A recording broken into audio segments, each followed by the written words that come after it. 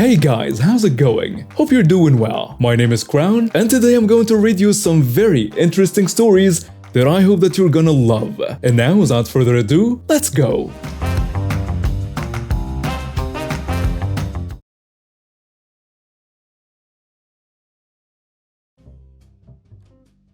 Many years ago, when I worked for a rent-to-own company in a small town, there was a little apartment complex which we made frequent deliveries to, and just as frequently had to repo from. It had been a motel when it was built, and the owner turned it into apartments by just making doorways in the halls between rooms, putting a kitchen and living room in one and a bedroom in the other. The place was very run down and apparently pretty inexpensive. And based on a few things customers said, it seemed that the majority of the tenants moved in there for short times. I figured it was because they were waiting for prefab houses to be financed and delivered, since the vast majority of housing in that town was mobile homes. Turns out, I was wrong, but more on that later. Between deliveries and pickups, we were visiting this place multiple times per month, but the landlord wouldn't let us park the truck in a parking lot to do it.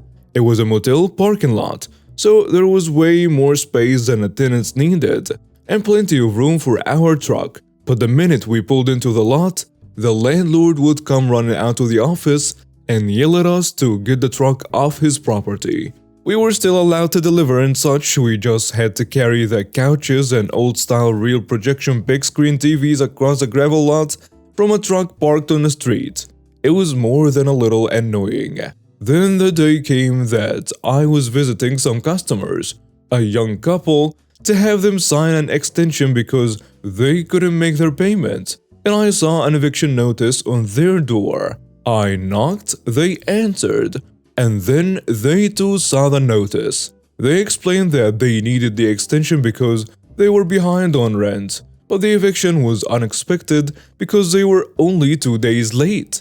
The notice gave them 1 week to move out. They signed the extension and I left. A little suspicious because they didn't seem right to me. A few days later, I got a call from the couple saying that they needed to return the stuff they had rented because they were being evicted and had to move to a motel.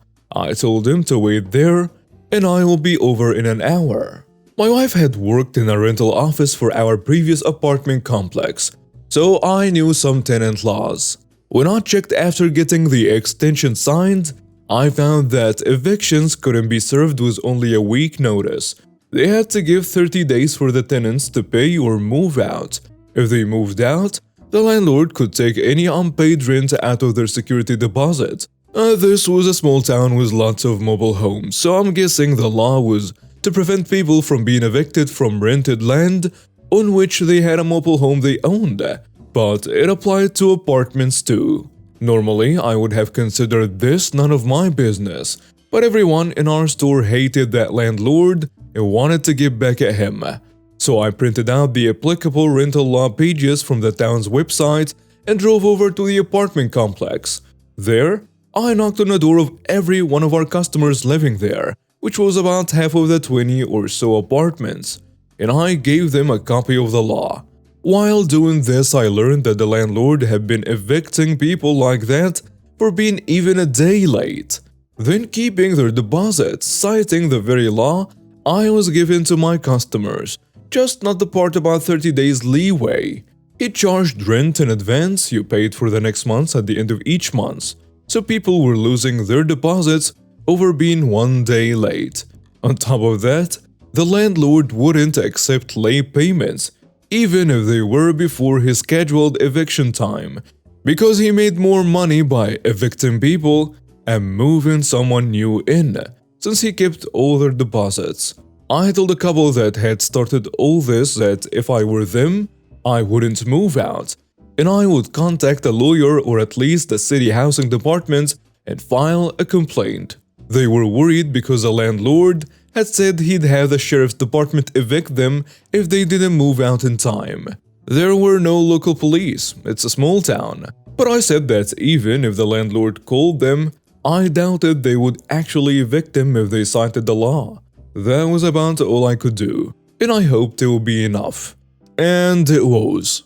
The couple came in a few weeks later to pay for the rental furniture and to thank me for all of my help, telling me the landlord had just been arrested. They had filed a complaint, and when the landlord called the sheriff to evict him, it had kicked off an investigation. I never learned what exactly the charges were or what happened to the landlord, but the complex ended up under new ownership, and the new manager had no problem with us parking on their property for deliveries. Also, the number of our repo and deliveries there suddenly dropped because, well, people were no longer being evicted constantly.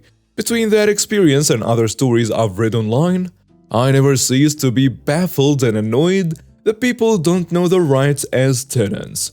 Check your laws. Don't take a landlord's word for anything, and stand up for yourself. A little backstory. I'm an online artist, and this took place when I was in my early 20s. There was a popular artist who calls himself a professional and works in the industries. I used to look up to him. Let's call him Zach. Lately, I noticed how Zach's art looked eerily too familiar to a piece of media I've seen before. So I looked up the images and found it too matched up to his art. He was directly referencing official art and profiting off of it by selling it on his print shops online. He didn't make any effort to make the reference detaches from the original piece.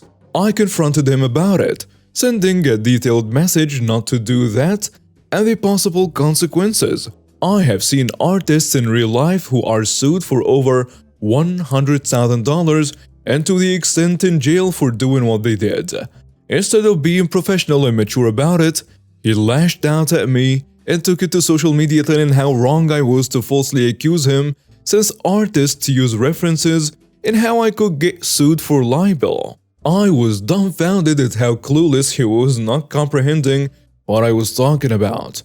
He included my username, which my blog had links to my contacts, my emails, Facebook page, art accounts, and Instagram. His fans, including his group of friends, joined in sending me downright horrific messages to me. I had panic attacks resulting from the pure backlash of his enormous fan base.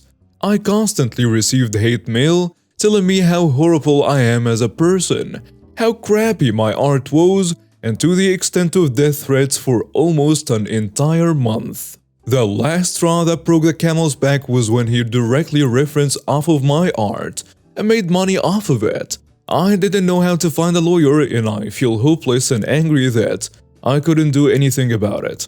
Later, it hit me if I can't do it, then maybe another artist can, or anyone holds the copyright. The last time I remember, Zach never credited any of these artists for his references.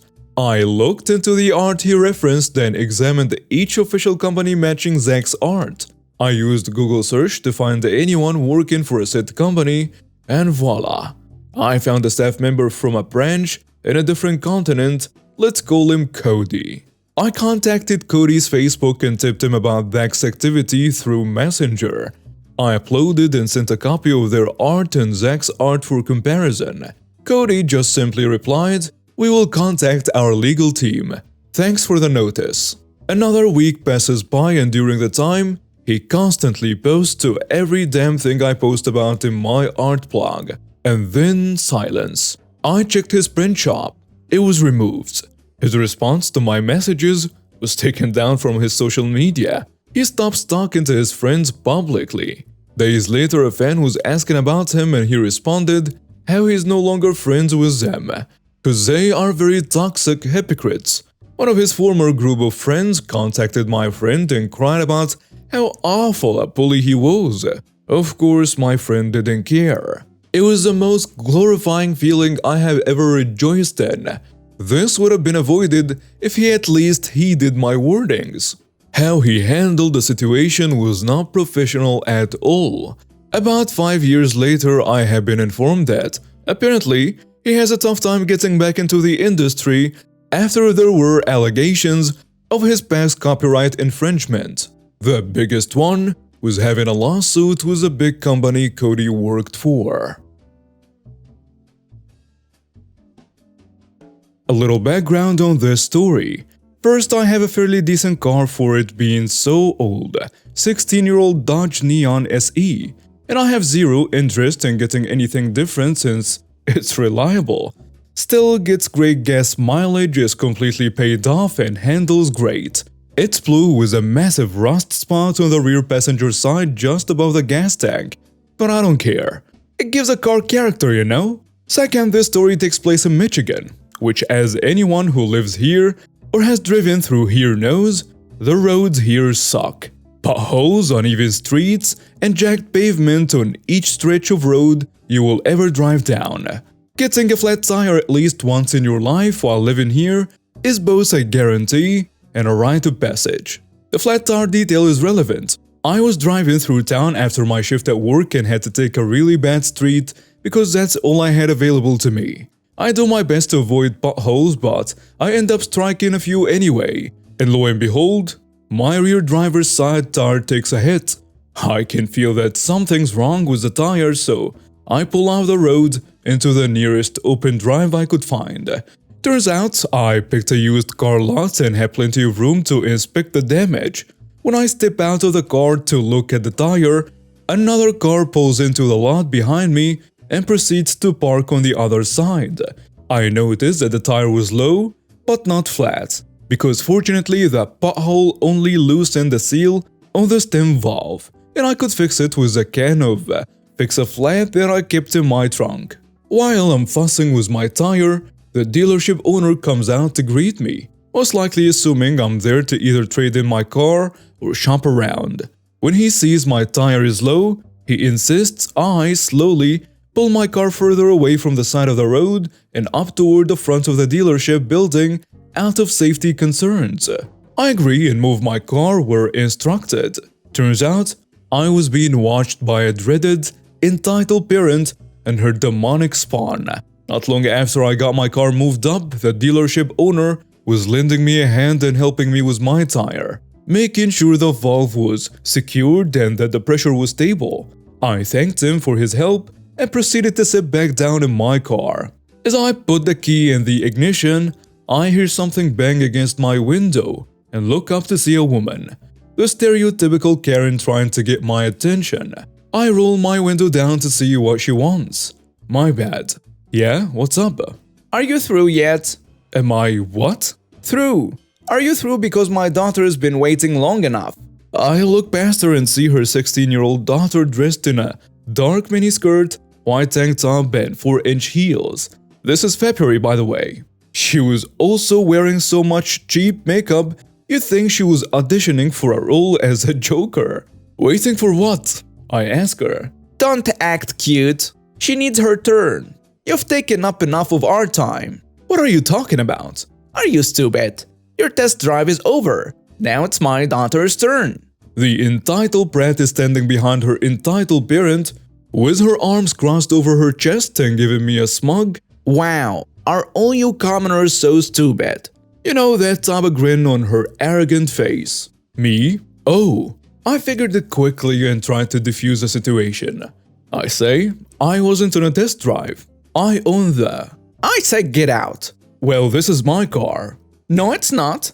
I just saw you pull back into the lot. We were behind you the whole time, so don't try to lie to me. I wasn't. You didn't even go inside the building to sign the papers. So I know you're lying to me. You didn't buy this car. You're just being a stubborn little brat. No, seriously, this is my car. I have the papers here. What is wrong with you? Get out now. I am not getting out. This is my car. No, it's not. My daughter wants it and I'm going to buy it for her right now. Then she tried to pull open my door, but thankfully I locked it when I got inside. Give me the key. Before I had any chance to say anything else, she reached through my window and made a grab for the key and the ignition. The key that was on a key ring was my apartment key and 4 other keychains, so clearly not the dealership's key. When she tried to pull it out, I grabbed her arm and pushed her back. Get away! You little witch! You just assaulted me! I quickly roll up my window and I'm ready to turn over the engine and drive off when I see the dealership owner returning. Ma'am, what's going on? He asks. This little witch just assaulted me. Call the police. She attacked me because I told her to let my daughter have a test drive, and now she's trying to steal the car. The dealership owner looks at me, looks at my worn out, dirty car with a faded bumper sticker on the trunk, and gives the woman the classic "Are you serious right now?" stare. Ma'am, this car isn't for sale. This is her car. No, it's not. Until she signs a paper, it's not hers and my daughter wants to drive it. She just got her license and I promised her I'll get her a blue car. This is the only blue car in the lot. It was not. There was another blue car parked behind her. And yes, her 16-year-old daughter who just got her license was going to test drive a car in heels. Ma'am, this car isn't mine to sell. It already belongs to her. No, it doesn't. I saw her drive the car onto the lot. And I saw you telling her to pull up to the building. Stop trying to lie to me. Well, she had a low tire. She pulled off. Why won't you let my daughter have her turn? She deserves her turn. Is it because my daughter isn't dressing like this witch? I am wearing blue jeans, tennis shoes, a baggy shirt with Kirby Nintendo on it, and a green jacket over top. The only skin visible is on my hands, neck, and face. The dealership owner tells her, "Ma'am, stop. I'm going to have to ask you to leave now." No, my daughter needs this car. I promised her and all of you are wasting my time. I'm asking you nicely to leave before I call the cops. You do that. And I'm telling the cops that this witch assaulted me, pushed my daughter, and that you're selling stolen cars. Now give my daughter this car right now or else. She actually said "or else" like a cartoon villain. Ma'am, seriously, leave. This is ridiculous. She pulled her phone from her purse and proceeded to call the cops herself. You're going to regret being so disrespectful to me. All you had to do was sell me this car. But no, you decided this witch was better than my daughter. My daughter deserves this car. I know I'm not in the wrong, but I'm still nervous. I look at the dealership owner through the windshield, and he gives me a look that says everything will be fine. Watch this. About 5 minutes later, a patrol car pulls up and the officer approaches the dealership owner. Before he even has a chance to ask any questions, the entitled woman starts shrieking at him at full volume. I want that witch arrested. She assaulted me and my daughter, and she's trying to steal my daughter's car. The cop is unfazed and just looks at me, then over to the dealership owner without blinking. He says, he calls the dealership owner by his first name. "Hey man, is this true?" Not a word of it. And if you want, you can check the lot security cameras. The entitled parent is fuming and the entitled brat is just rolling her eyes like we were boring her or something. Why don't you believe me? You're not seriously going to take her word over mine? Just look at her. Ma'am, I need to get both sides of the story. Now you said she tried to steal? Yes, that's my daughter's car. Alright, fine. That's easy enough to prove. The cop walked over to the passenger side of the door, on the opposite side from where the Karen was still teasing, and motioned for me to open the door. I did, and he of course asked for my ID, my registration, and my proof of insurance. It didn't take the cop long to notice my name on the license and the name on the registration, which was also dated from almost 2 years ago, are a match. He just nods, hands me back my stuff, and closes the door. Ma'am, that's her car. Not possible. She just got her. She couldn't have signed the papers. Why are you all against my daughter, huh? She needs a car. Ma'am, you do realize that it's a crime to try to file a false police report. This car isn't stolen, and I seriously doubt she assaulted you. I'm going to look at the cameras now. Karen tried to leave, but the officer wouldn't allow it. He looked over the footage, realized she was the one harassing me, and took her away in his car. I thanked the dealership owner and the cop before he left. The owner tells me, "Don't worry about her. I don't think she'll be back. And if she does show up again, my brother, the cop, will be back too." After slipping me a business card joking that if I ever needed another car in the near future, he'd ensure that no crazy people were hiding in the trunk.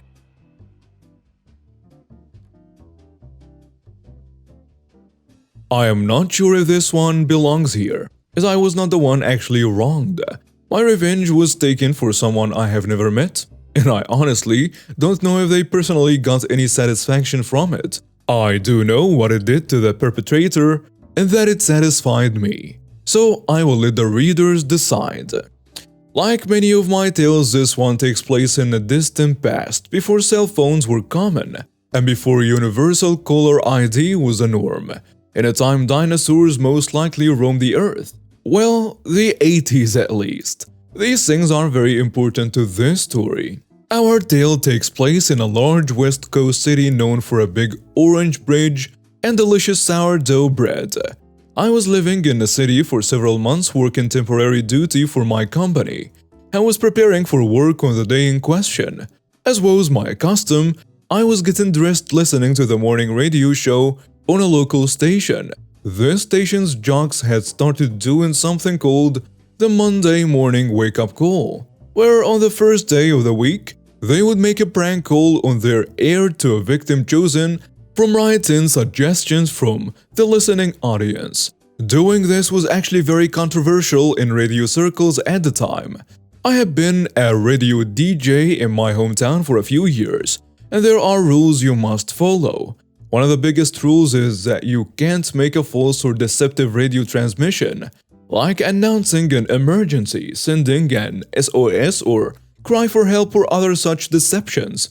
Doing so is a federal offense. You can lose your license and be fined, or even do jail time. It is a big no-no. The debate has long since been decided, but at the time doing prank calls on the air was a gray area. There were people who were sure it constituted a false transmission, and some stations refused to do it. The argument was still alive at the time this happened. This day happened to be Monday, and the intended victim had been nominated by her husband.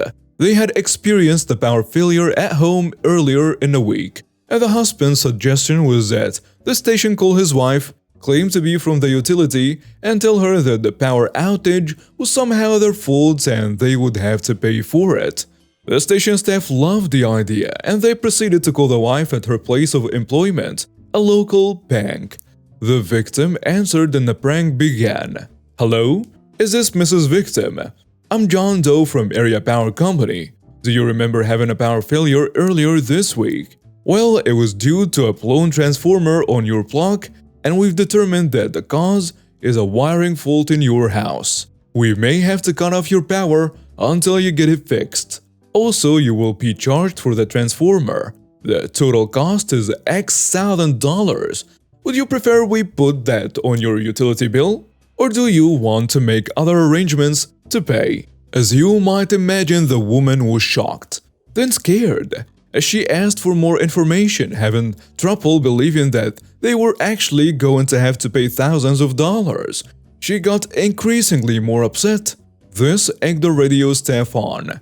The guy making the call kept increasing the pressure on her more and more, eventually telling her that her power would likely be cut off until payment was made, and that there might be a lawsuit. After several minutes, she suddenly hung up in tears. He called her back, and when she heard his voice, she hung up again, crying even harder. This time the guy waited a minute, and then called back again. Another lady answered the phone, a co-worker, and he asked to speak to Mrs. Victim. When the co-worker asked his name, he replied, "This is her husband," distinctive first name. The co-worker cursed at him, called him a liar, and hung up. The radio studio was filled with laughter. The jocks thought it was hilarious. They saw calls from listeners who were all laughing and talking about what a great prank it was. They finally got the husband on the phone, he or the distinctive name, and he was also laughing and joking that he'd surely be sleeping on the sofa tonight. He was congratulating the radio staff on the fine job they had done terrorizing his wife. The radio host promised the listening audience that because the prank was so funny, they would certainly be playing the whole recorded prank again at noon. So be sure to be listening and call your friends. I, in my efficiency apartment listening to this, was getting mad. I was still pretty newly married and couldn't imagine doing something like that to my wife. All I could think of while the staff and the listeners on the radio were laughing was that a few miles away, a young woman was in the ladies' room crying, probably with co-workers trying to calm her down. What made it worse to my mind was that the guy who set her up for this was the one guy in the world who should have her back. Her husband. Anger turned to resolve, and resolve formed a plan. I grabbed the city phone book, remember it's the 80s, and looked up 2 phone numbers. I called the first one. You may remember that I said I had been a radio disc jockey myself. It was a tiny, dawn-to-dusk station, but I knew how stations worked. I knew what they liked, and more to the point, I knew what they did not like. I also had done a lot of voiceover work and could sound professional as heck. The phone rang and was answered. You've reached X Radio Jerk. And I launched my attack. Me with professional voice? Yes, this is George Smith. I picked a more believable name. From the city office of the Federal Communications Commission. I've been getting some disturbing calls about your morning radio show. And I need to speak to your program director to discuss it with him.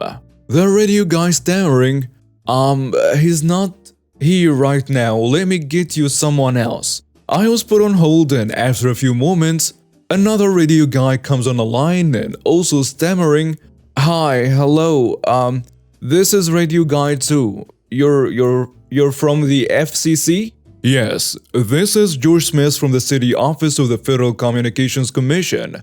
As I told your coworker, I've been getting some disturbing calls about your morning radio show, and I need to speak to your program director to discuss it. He pauses for a second and says, he's not in yet. He will be here at, 9 o'clock. Okay, well, I can start with your station manager, since he will need to be in the conversation as well. The radio guy breathing fast and starting to lose all of his composure now. Oh, wow. He gets in at 9 too. Can I have him call you? He half asked and half pleaded. Me letting out what I hoped was a bureaucratic sounding sigh. Very well. I expect to hear from him at 9.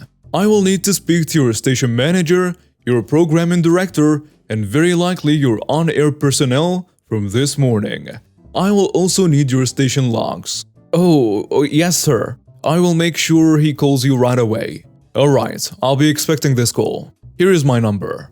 At this point, I gave Radio Guy 2 the second number I had looked up in the phone book, the main number for the city office of the Federal Communications Commission. The Radio Guy 2 stammered his thanks and promises, phone calls, and we hung up. I went back to the radio. The jerk disc jockey, the FCC is calling. Well, they can't do anything to me. I've got a year of pre-law in college and blah blah blah. He continued his defiance for a few minutes and then went to commercials. I kept listening. They stopped talking about the prank call. They stopped taking phone calls from listeners. And they stopped talking to the husband. They started playing music, a lot of music. I listened for the rest of the day. They didn't talk about it the rest of the day, and they didn't replay it at noon. In fact, for the rest of the week I listened and heard nothing about it. I was a bit surprised, and I figured that they might stop talking about it for a little while. But not altogether. It wasn't until later that I realized why they went so silent. I had scared them. In my quest to get a little vengeance for that crying woman I'd never met, I scared them. But more to the point, I'd embarrassed them. And Jerk Disc Jockey had helped. Once he went live with his bravado against the call from the feds, their listeners knew they had been called and heard the silence afterward too. They were embarrassed because I had just done to them what they had done to her, and they didn't want to have to admit it. I've kept the rather distinctive name of the husband a secret, because I have always wished that I could meet that poor woman, and that name would be how I would know it was really her. I doubt she's still married to this guy, but I would like to let her know that in that place, on that day, someone had her back. Thank you for watching and see you next time.